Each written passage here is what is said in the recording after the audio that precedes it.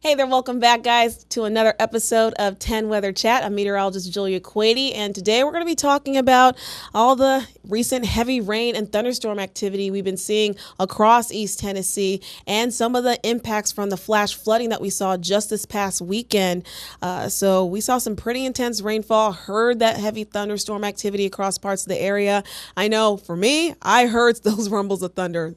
Actually, one of them actually ended up waking me up out of my sleep. I believe it was on Saturday night going into Sunday. I heard those heavy downpours coming on through, and that one blast of really intense thunder just kind of jolted me out of my sleep. Did you hear any of this thunderstorm activity this past weekend, Daniel? Oh, me? Yeah. Yeah, absolutely. I live in South Knoxville, and we heard the thunder come through. Mm-hmm. Our cars got a free bath, and yeah, I have an old car, and thankfully no water got in. Mm-hmm. Oh, good. I know for some folks that was not the case, especially over in downtown Knoxville, where we saw our own fair share of urban flash flooding, and we heard about some reports of some cars and apartment complex over in downtown Knoxville that ended up getting some cars getting submerged in some water because of some of that flash flooding. So we got a lot to cover on that front. But before we get into what we saw for Knox County, specifically here nearby downtown Knoxville, in terms of our urban flash flooding that we saw on Saturday night going into Sunday morning, let's first talk about the more impactful and more unfortunately devastating flooding that we saw for some folks over both in Cocke and Greene counties. And I really want to bring in just how much rainfall that we saw on Saturday morning with that flash flood warning that went into effect in those two particular counties over into northeastern portions of East Tennessee, where we saw nearby the Del Rio community, nearby a little over 6 inches of rainfall accumulative over in that area. And over in Greene County, we saw nearby close to 3.5 inches of total rainfall amounts there. So what makes this rainfall dangerous in these type of particular instances like we saw this past weekend is that we saw this amount of rainfall in a very short period of time. And that's what creates the literal term flash flooding. You get a bit of a training event, meaning that you just see consistent heavy pound after pound, wave after wave of heavy downpours that then drop all that rainfall in a short amount of time. And that creates the instance to see some areas that are suffering with poor drainage, or they're low-lying areas, or areas that just have a lot of bodies of water, creeks and things of that sort, that then, of course, start to have some overrunning, and then you end up with those instances of areas and roadways getting flooded, residents getting flooded, and even some businesses that we were reporting, of course, on our newscast just today and for the past few days about the impacts that we saw over specifically in the community of Del Rio. Yeah, I think we interviewed the owner of Del Pizzeria, and I was shocked when I heard her say that that instance of rain and flash flooding hit them personally harder than Helene did. Yeah. That's crazy. I mean, that's certainly not true of Cocke County as a whole, but I think that just shows, and you're the meteorologist, but how the isolated strong impact that flash flooding can have. It does. It's a very hyper-local type of event when you go through flash flooding. Not everyone sees the same impacts. It's not shared community-wide, county-wide. It can just be literally just down to a certain street corner that can just maybe a bit more overexposed to having to deal with more of that heavy rainfall in that moment. And that one particular area can see flash flooding while maybe a street down, a couple rows down, can be completely fine. It's just a hyper-local type of weather event that you can see that can cause major impacts, as we saw for those folks over in Del Rio. It's really scary. Yeah, very scary event. And that's why we really try to push folks to understand when we have things like a flood watch or a flash flood warning, why you need to take those two instances seriously. And I really want to kind of press that point home by getting more into detail about the difference between a flood watch and a flash flood warning, and what type of actions you need to take versus those two different weather alerts. We'll get into that in just a bit. But first, I want to cover the rain amounts that we saw over into Knoxville specifically. So same day, this past weekend on 7/11, July 7th, going into Sunday morning on July 12th, we saw some very heavy downpour and rain activity happening over nearby downtown Knoxville. So that triggered another flash flood warning that went into effect late on our Saturday night, and we saw around 3 inches almost being poured down in that area in a short period of time. And again, like I said, it triggered a flash flood warning where we got reports of, like I mentioned at the top,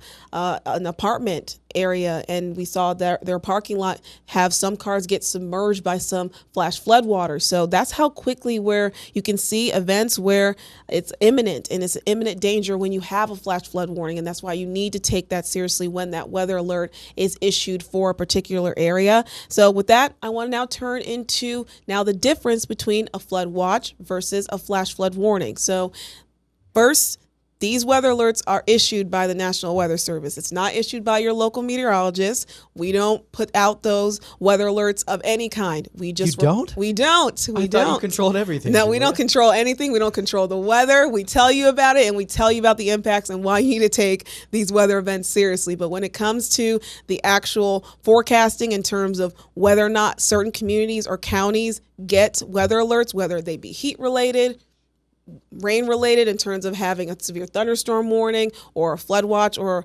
flash flood warning, that is all controlled by the National Weather Service and specific National Weather Service offices in your particular community. So for us here in East Tennessee, for most of us, it's Morristown. That's our National Weather Service office, and they are forecasting along with us, but they do the determination of whether or not certain areas in East Tennessee, certain communities, need these particular weather alerts to go into effect depending on the type of weather that we're seeing. So let's go ahead and get into details, the difference between a flood watch and a flash flood warning.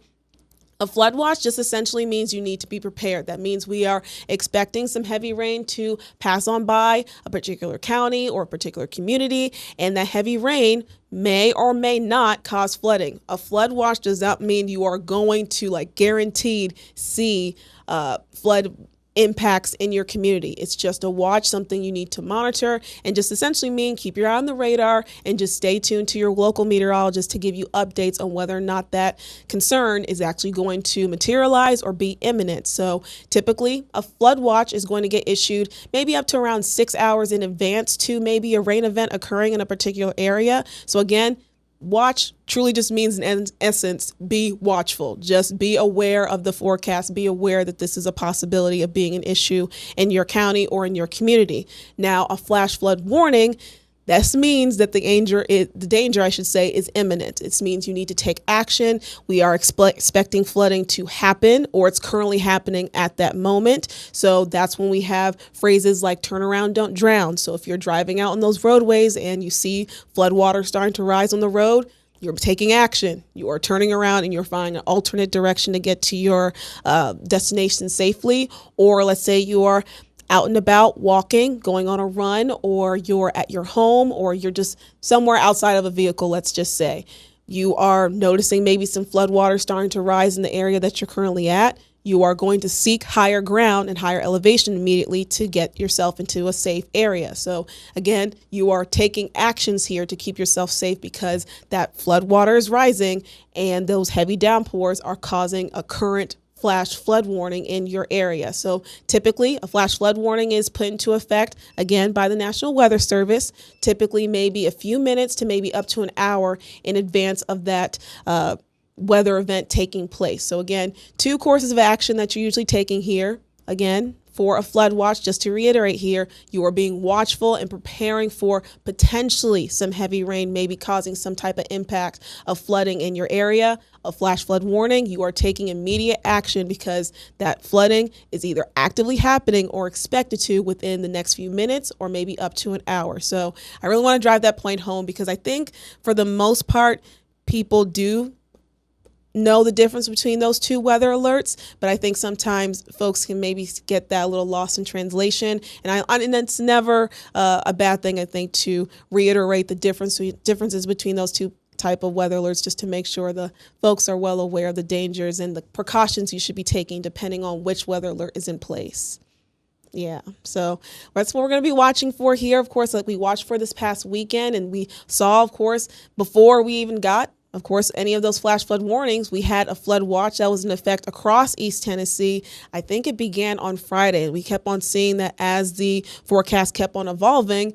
Each and every day we got that flood watch actually extended. I believe when we first got it issued Thursday going into Friday, that it was originally supposed to expire sometime on Saturday, and then it got extended to lasting into Sunday, and then we got extended again to lasting until Monday. So as the forecast kept on evolving and we were still expecting heavy periods of rain to be in the forecast, the National Weather Service saw it as a necessary need to be watchful for folks to be prepared in their communities just in case to keep having, I should say, that flood watch continue to get extended across East Tennessee. And sometimes y'all are just in our weather center watching those updates come in real time from the National Weather Service.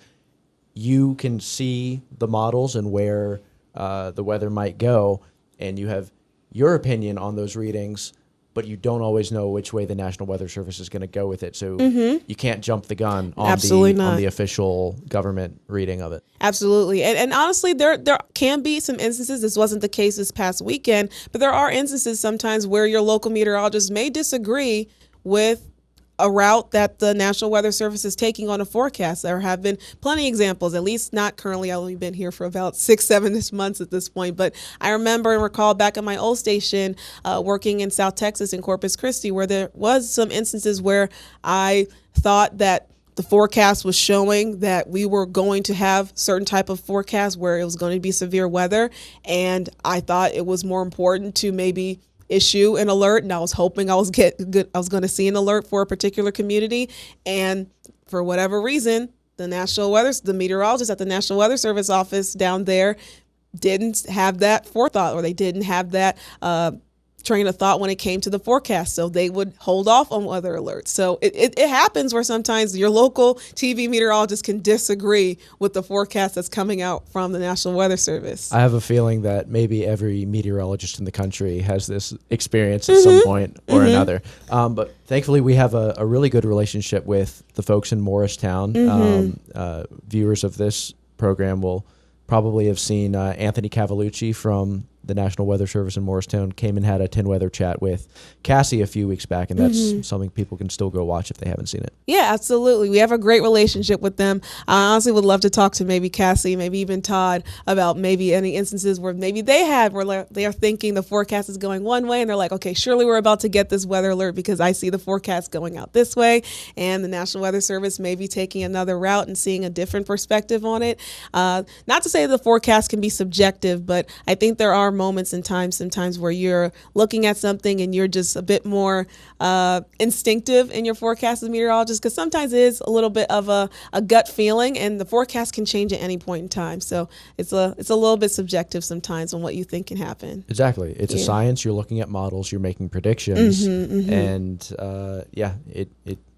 doesn't always go the way you think that it will. Yeah, exactly. So I just really want to make sure that folks understand 2 points here, I think, as they walk away maybe from watching this episode, is that the differences between a flood watch and a flood warning, and just a common understanding that your local TV meteorologist, we do not issue these weather alerts. That is completely in control of the National Weather Service and the specific National Weather Service office in those particular communities. And I think another slight misconception that I wasn't completely aware of, I think that some folks can have, is sometimes the idea that if your particular neighborhood or your particular community doesn't see the same type of forecast as the rest of the whole community that we forecast for as a whole, the whole region, then that makes the forecast wrong.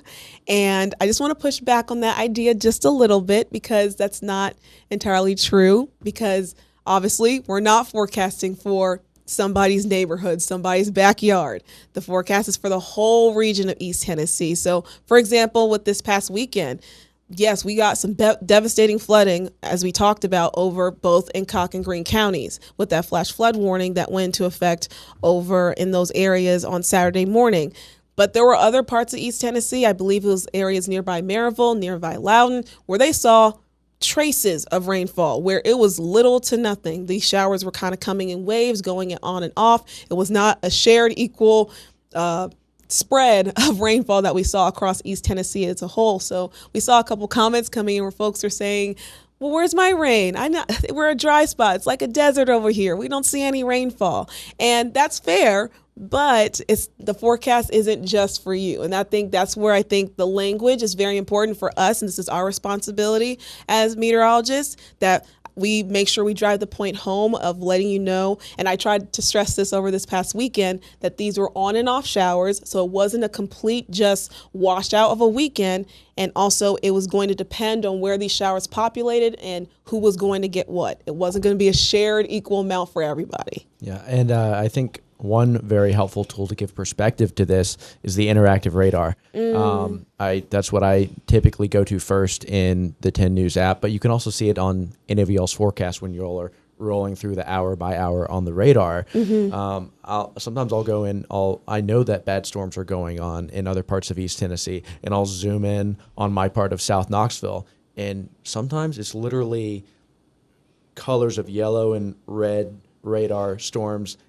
in a U shape as it moves across, and I'm in this nice little carve out. It's like, oh, that's why I'm not getting any rain. But I know a mile east of me, people are getting absolutely dumped on, and I'm like, well, I got lucky. Yes, exactly. And that's how rainfall can move sometimes. You can have a couple dry spots where, for whatever reason, a particular area just may see a trace of rainfall, where maybe an area just 20, 30 minutes down the road is, like you said, getting dumped on, seeing a deluge of heavy rainfall. So it's just, that's where I feel like a little bit of maybe grace needs to be given to your local meteorologist, in the sense of, we're not forecasting just for your backyard, just for your neighborhood, but across East Tennessee as a whole. So take it as it comes with the forecast. If we're talking about some severe weather in terms of some heavy downpours, maybe some flash flooding, it's because we're not talking about you specifically. We're talking about a different part of East Tennessee, because we're serving everyone here and making sure everyone has the forecast that they need to keep themselves safe.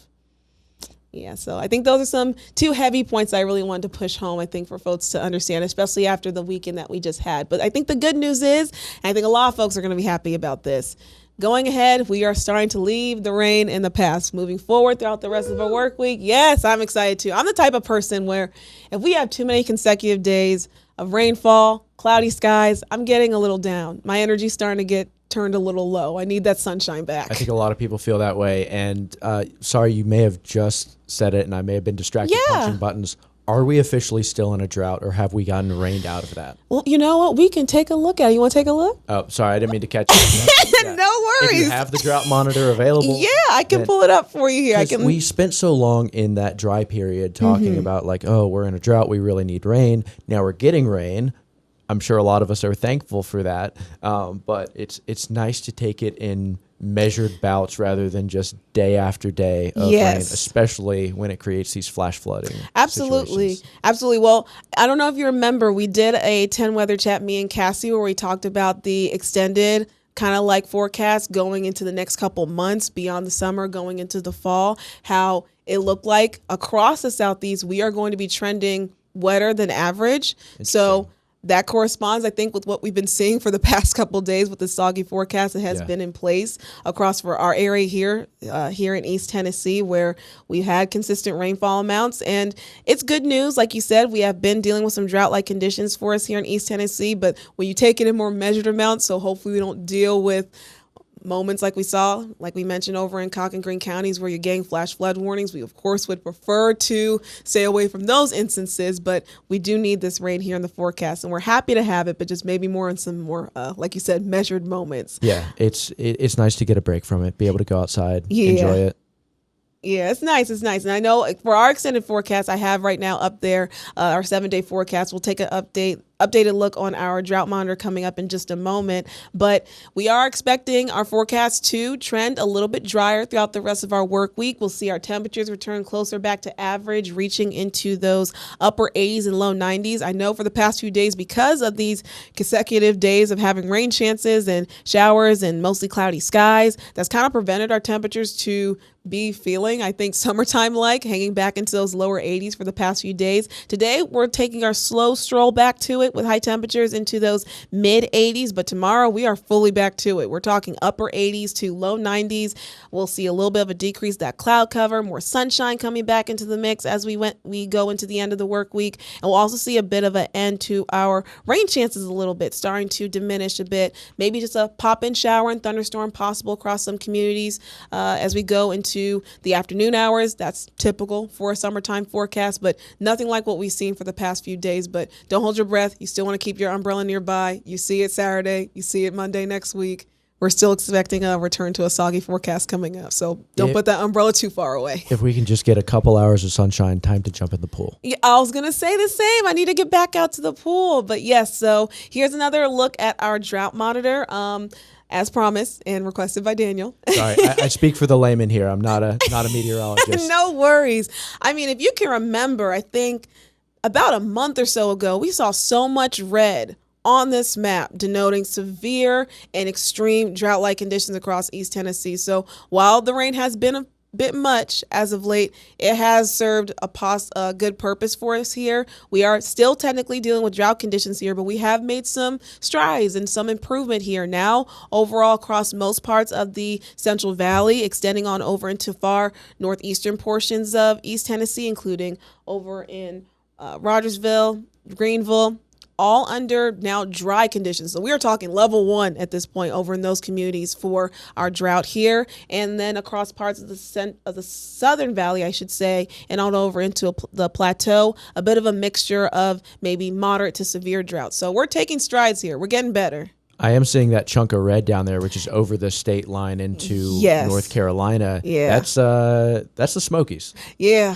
Over in the Smokies, they're still a little dry, so we still have some improvement to be made, but we're taking jumps, we're taking skips, we're getting better, we're getting there. And like I said, if you guys want to go back and find that older episode where meteorologist Cassie Nall and I discussed the overall weather pattern that we're anticipating coming in from the Climate Prediction Center for the rest of the summer season and going into fall, we're expecting a bit of a soggier forecast across majority of the southeast, including us here in East Tennessee. So even if it takes us maybe the rest of the summertime going into the fall for us to see that continued improvement in our drought monitor, I think the improvement, if of course it's a forecast, it can change. But if this forecast holds true, if we are looking at the potential of seeing above average rainfall amounts in the area, I think that means we're just going to see some continued improvement with our drought conditions here in East Tennessee. Thankful for that. Yes. Fingers crossed the forecast continues to hold true on that note. But yeah, guys, thank you so much for watching. I hope you guys had some good takeaways about learning lessons somewhat coming in from what we had to unfortunately experience again for some communities dealing with the brunt of that flash flooding that we saw this past weekend. Just remember the differences between flood watch versus a flash flood warning. And also remember, we don't issue alerts. Your National Weather Service office does that, and we just report it to you and get you the information you need to know as soon as possible. And yeah, so thank you for joining us for this episode, and we'll see you next time.